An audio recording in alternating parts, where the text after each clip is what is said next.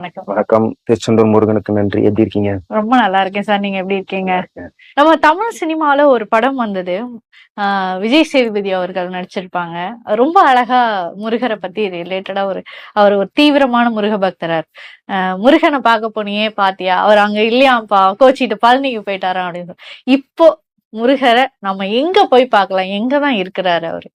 நீங்க சொல்றது பாத்தீங்கன்னா, கடைசி விவசாயி படத்துல எனக்கு இப்பதான் அது நினைவூட்டுது.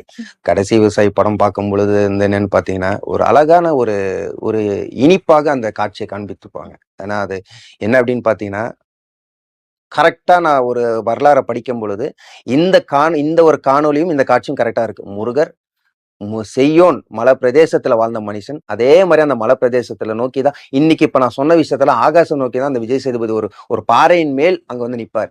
அப்போ அங்க நிக்கும் பொழுது அந்த மேகங்கள் மாறும், அப்போ மயில் கத்தும். இந்த தருணம் நம்ம நம்ம எல்லாருமே பாக்குறவங்க எல்லாருமே முருகன பக்தர்களா இருந்தா முருகனை உணரணும் தான் அந்த தருணம் நம்ம முருகனை உணரலாம். என்ன விஷயம் அப்படின்னு பாத்தீங்கன்னா, முருகரை பார்க்கணும், முருகரை உணரணும் அப்படின்னு பாத்தீங்கன்னா ஒண்ணுமே இல்லைங்க. சிம்பிளான ஒரே விஷயம் தான். நீங்க மனசார இப்ப நீங்க வந்து உங்க அப்பாவை நீங்க நேசிக்கிறீங்க, உங்க அம்மாவை நேசிப்பீங்க. சில பேர் வந்து அப்பா பையனா இருப்பாங்க, அம்மா பையனா இருப்பாங்க. நான் என் தலைவன் என் முருகன் பையனா இருக்கணும்னு நினைக்கிறேன். நீ நினைக்கிறீங்களா? ஒண்ணுமே இல்லை. இந்த காதல அவர் வழியில என்னென்ன பயணிக்கிறாரு, அவர் என்னென்ன பண்ணாரு, அதை நீங்க ரீக்ரியேட் பண்ணுங்க. உங்களுக்கு கண்டிப்பா அவர் வருவாரு. இதை பண்ணிட்டு இருக்கேன், நான் தினசரி அனுபவிக்கிறேன். அவர் என் கூட இருக்காரு, தலைவர் என் கூட இருக்காரு, என் கூட பேசுறாரு. இதை நம்ம வெளியே சொன்னாலும் எப்படி உங்ககிட்ட மட்டும் பேசுறாருன்னா, பக்தியா இருந்தா நீ உணர்வப்பா. இதை நான் சொல்லி புரிய வைக்கணும்னு அவசியமே கிடையாது. இதுக்கு கனவுல வருவாரு, இங்க வருவாரு, அங்க வருவார்லாம் இல்ல. மனசார அன்பை நீ வெளிப்படுத்து, இல்லாதவங்களுக்கு கொடு. அந்த ஏழையின் சிரிப்பில், அந்த கண்ணீரில் முருகனை நீ பாப்ப, கண்டிப்பா பாப்ப. இந்த பொதுவா இந்த செவ்வாய்க்கிழமை பாத்தீங்க அப்படின்னா, எல்லா பிரசித்தி பெற்ற முருகன் கோவில்லையும் கூட்டம் அலமோதும். நம்ம போய் ஒரு சாதாரணமா முருகரை ஒரு 2 நிமிஷத்துக்கு மேல பார்க்க முடியாது. அந்த அளவுக்கு வந்து கூட்டம் இருக்கும்.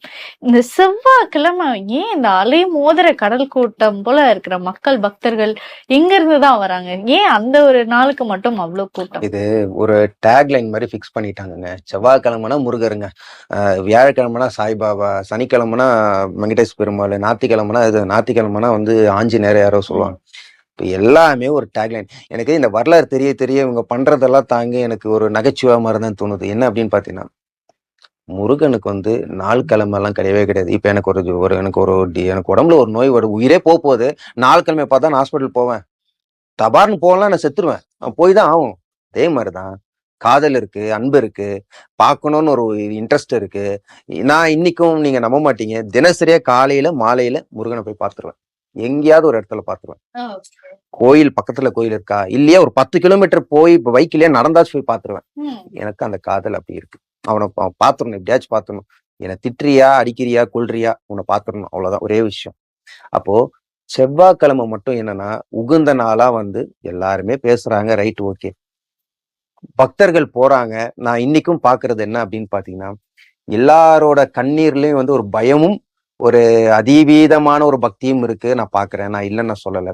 அங்க வந்துட்டு ஒரு லிஸ்ட போட்டு வைக்கிறாங்க மேடம். ஒரு 15 ஒரு 20 லிஸ்ட். வீடு கட்டணும், பொண்ணுக்கு இதுவா இது, அதுவா இது, வீட்டை நகை தொலைஞ்சு போச்சு, நாய் தொலைஞ்சு போச்சு, காரு வரல, அவன் ஏத்துட்டுக்காரன் இது வளர்ந்துட்டான், அது வளர்ந்துட்டான், இது வளர்ந்துட்டான்னு ஒரு கும்பல் இங்க இருக்கு. இன்னொரு கும்பல் என்னன்னா, முருகா அவன் எப்படியா தோக்கணும், முருகா நீ தோத்துட்டா நீ தான் என் முருகன், இப்படி சொல்ற ஒரு கும்பலும் இருக்கு. இன்னைக்கு நிறைய பேர் அதுதான் பாக்குறவங்க எல்லாருக்குமே உணர்வாங்க, தெரியும். இது எதுவுமே வேண்டாம். இது எல்லாமே நம்ம பிளான் பண்றோம்ல, அவன் சிரிச்சிருவான், மேல இருக்கவன் சிரிச்சிருவான். ஏன்னா அவன் பிளான் வேற. போறீங்களா, அந்த பக்தி நீங்க எந்த அளவு காட்டுறீங்களா? ஒரு சூடம், ஒரு 5 ரூபாய் சூடம் இல்லையா, ஒரு 10 ரூபாய்க்கு ஒரு அரளிப்பூ வாங்கிட்டு போங்க.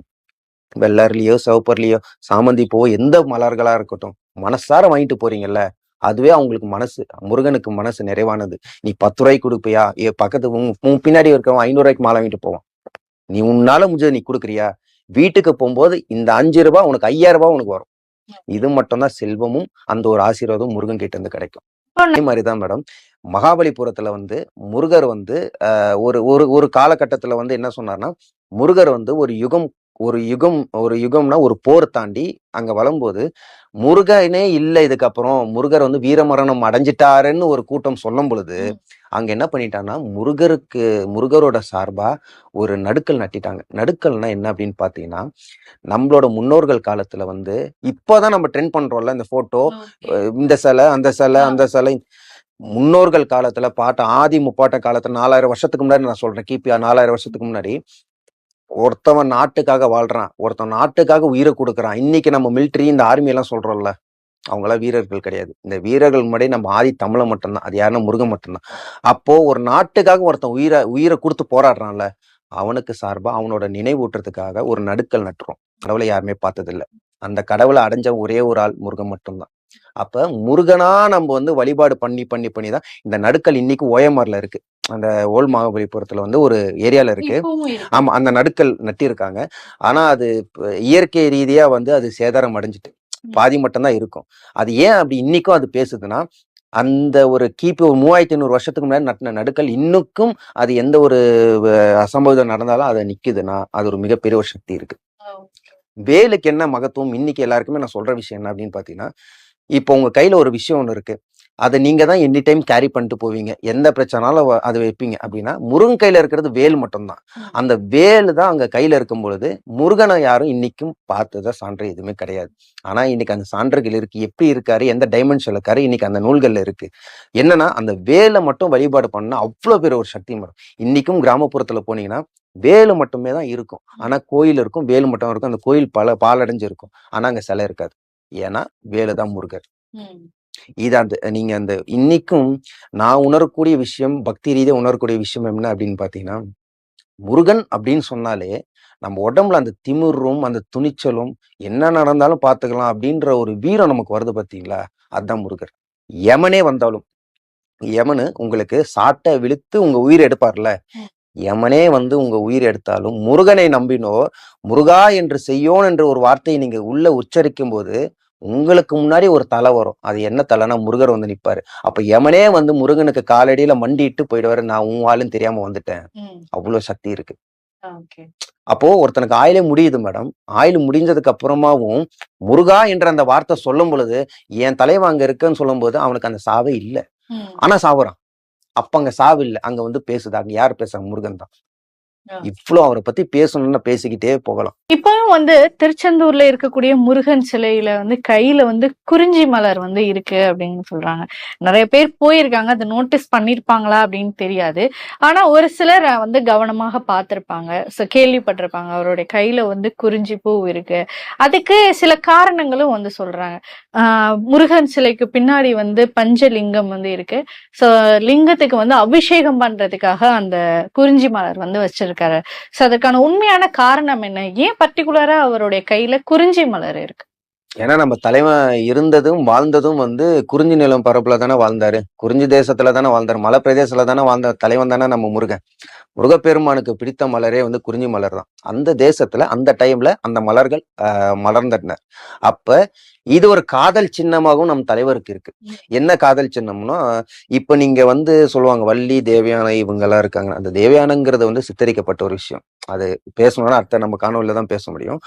வள்ளிங்கிறவங்க தான் முதல் காதல், முதல் மனைவி. முதல் மனைவில கடைசி மனைவி வரைக்கும் வள்ளி மட்டும் தான், வேற யாருமே கிடையாது.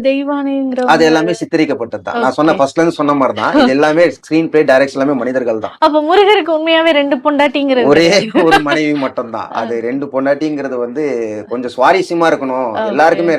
ஏன்னா நீங்க முருகருக்கு மட்டும் இல்ல, வெங்கடேஸ்வர பெருமாள் பாத்தீங்கன்னா 2 வைஃப்னு சொல்லுவாங்க.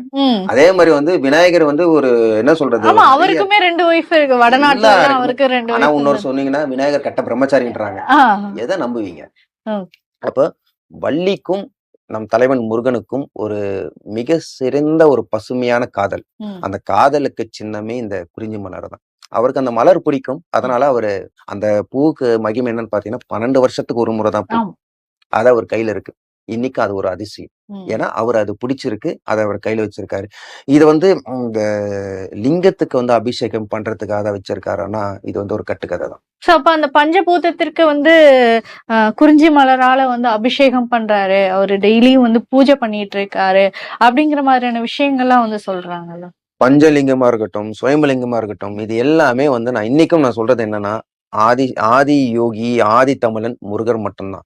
இவரு வணங்குன பொருள் ஒரு சக்தி என்ன அப்படின்னு பார்த்தீங்கன்னா, பிரபஞ்சமும் இயற்கையும் மட்டும்தான்.